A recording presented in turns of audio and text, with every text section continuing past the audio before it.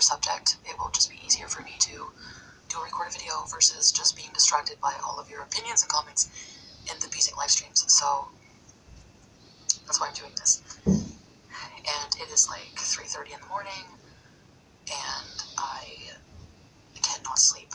I'm currently trying to detox from relying on THC edibles, cannabis edibles, high doses to get to sleep, and I've just been trying to switch over to chamomile tea, and yeah, so it's not going too well so far. But I also am processing a lot of emotions and trauma from the past 10 months. I'm still realizing that everything I've gone through, and over the subsequent months, maybe even years, I'm sure I'll be processing this for a long time. And this whole past 10 months or so, that I'm going to talk about just some things. I'm in the middle of a legal proceeding where charges were pressed for domestic violence. So I just want to put a trigger warning out there if you are very sensitive to the subject of domestic violence, then, or any legal problems or any legal battles or things like that, you may not want to watch this video. So I was not told that legally I'm not allowed to talk about what happened, but I was advised it's probably best not to talk about certain things while this case is still going on. Unfortunately, these kinds of domestic violence cases they can drag on forever. So I just wanted to kind of like clear up some of your questions very generally regarding what's happening right now. I don't want to go into detail about what he's done to me. I've talked about that in some streams. I don't think I handled it properly, but I was like out of my mind on drugs most of the time, and just out of my mind. Like when you're going through trauma like that, when you're in it, you just I don't know, like I don't think I would have been able to do it if I wasn't on something, honestly. Like if I wasn't able to numb myself. And you guys have just seen how I was in my live streams, and it's just so hard for me to look at myself like that, actually. I pretty much woke up today with a whole new lease on life, and I am doing a lot better right now. I don't know how this will affect me long term. I do have weekly sessions still set up with my therapist, and I really need them, so I'm looking forward to that. I want to just talk about this with her for like as long as I need to, just to get through the trauma. I'm using that word because I'm still realizing that I've been through something traumatic, and I'm trying to be kind to myself because I didn't handle things probably the best, but really I've never been in this situation before. I've never met anyone like this. I've never, it's really hard when you're in it to really recognize what you're going through. And even when you do start seeing signs, it's hard to leave because at that point you're in it. You know, you're invested, and you want to see you want to hold out, hoping that things will change, hoping that things will get better. And I truly believe you can really be addicted to a person for all the wrong reasons, like toxic reasons. So that being said, I know I'm going to get an extreme amount of really bad backlash, but I'm at a point now where I just have to say my truth anyways. So how people handle that at this point, I mean, I'm just going to say my truth and whatever. I know there were questions about if I had dropped the charges and everything like that. At the beginning, I wasn't going to because, well, I had gone and made the report, and I think when I had gone to the police, I go from thinking that, like, this whole relationship, because of how it's online and how this whole thing has been back and forth and silly, and we've made fun of each other, we've made jokes online, there's parodies, the reaction channels, everything has made this whole case seem like a joke and seem like completely not credible. So I was at that time, like, motivated to report everything, know what my motivation was to go to the police station that day.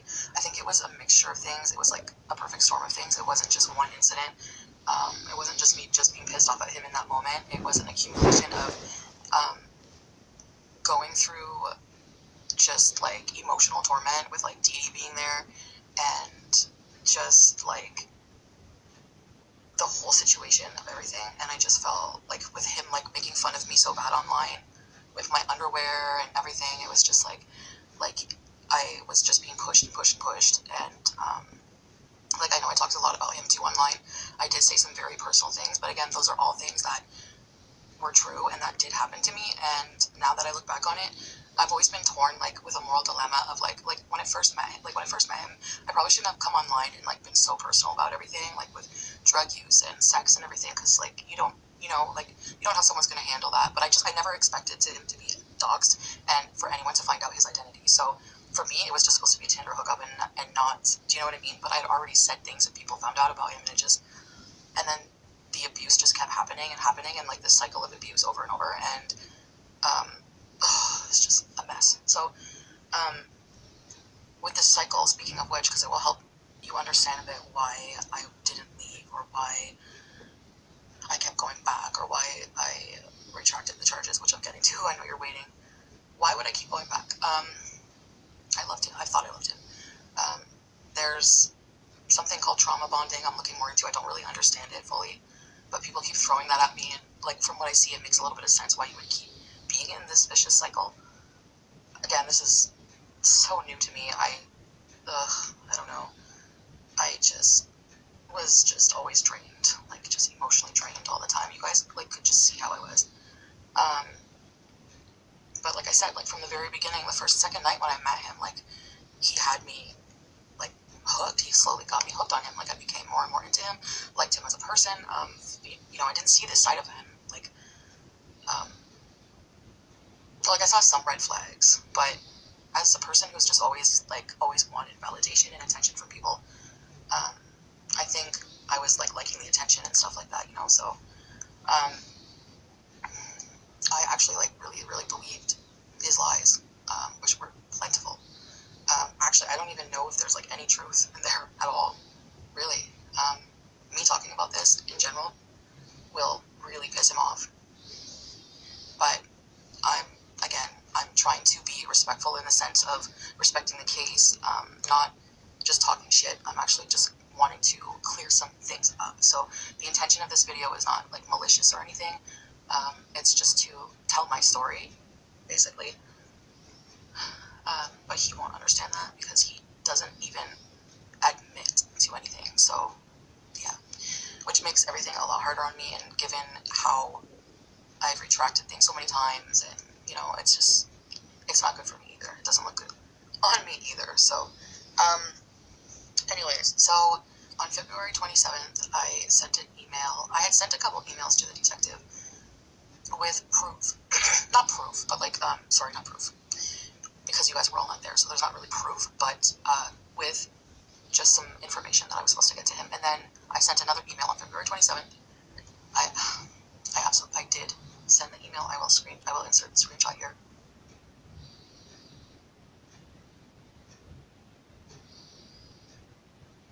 I freaked out and was in a time where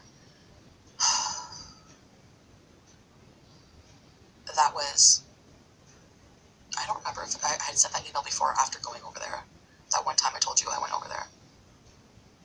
And when I was there, things were like, we were talking as if like, it was so weird because like she was upstairs working, and so you have this other woman he's taking advantage of and using upstairs, and then you have me downstairs like coming and bringing him stuff, and like it seemed like we were just gonna like get back together or like make up or somehow try to make things work. So the first step, of course, in any situation like that, and this is apparently very common. I've been doing a lot of research on the situation, what it looks like for domestic violence cases, and it's very, very complicated, and it can be so messy. So that's another thing that's just like killing me. Like literally my anxiety is just so like, this whole thing is just, I think it's aged me like 20 years. And anyway, so I asked to retract the statement, and I mean, my claims, and as you see, I do say they did happen, but I just don't think I want to go through with any legal proceedings. Like, you know, I don't just feel well enough. Like, I don't feel like I can handle that shit right now, and especially with someone like him, because he's just very conniving and calculating and just smart, and I'm just really, you know, so, I just feel like I'm just scared. I don't know what's going to happen. After this video, I'm not going to talk about it for a while. For me to at least keep some of my sanity, I think it's better that I just, no contact whatsoever. That includes me not watching anything remotely related to him on YouTube. I might see it pop up once in a while, but that's okay. I mean, whatever. I'm going to have to deal with that. I wanted to get back together with him. There was like a time where I was like, am I going to go where we get back together? And the thing is like, as you can see here, I got this information from a lawyer website here in Ontario. As you can see, it's very complicated. It's not as easy as that, and it's not in my hands anymore. Like, the detective told me that it's up to the Crown now what they want to do, but they will let the Crown know that I wanted to drop the charges. I changed my mind a lot on that. Like, right now, I don't really want to drop the charges because I go through phases where I feel like I'm owed my right, and then I also feel guilty, and like it's my fault, and I keep thinking it's all my fault, because that's how he made me feel for like the 10 months. Every single time he would do something, it was always my fault. Anything abusive, it was always my fault. Like that I made it, that he got that way, that I hurt him, so he had to hurt me. So it's just like, you know,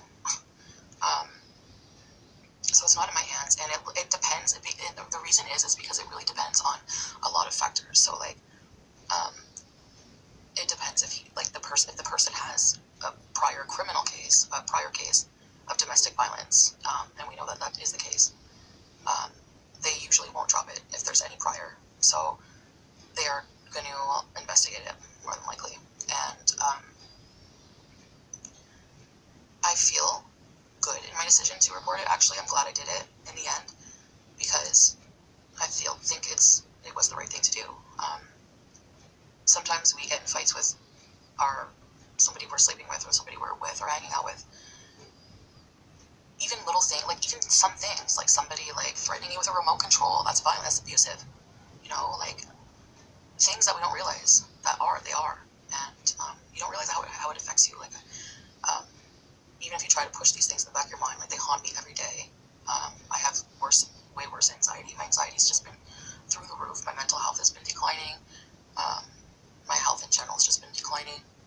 So I want to try to not focus on it on YouTube.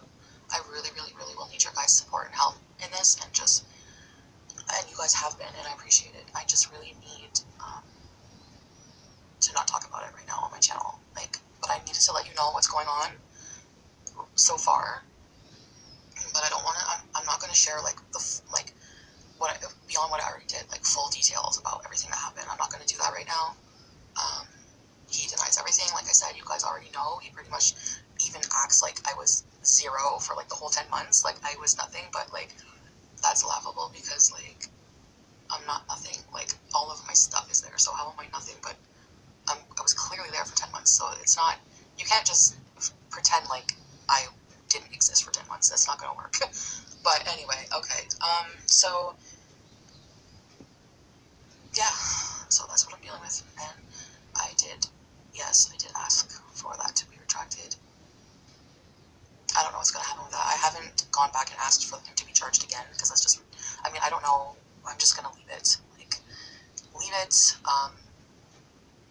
I almost want to keep the charges dropped. Like, I almost don't want to go in a battle with this. I honestly, guys, don't know how I'm going to handle it. Like, I just can't.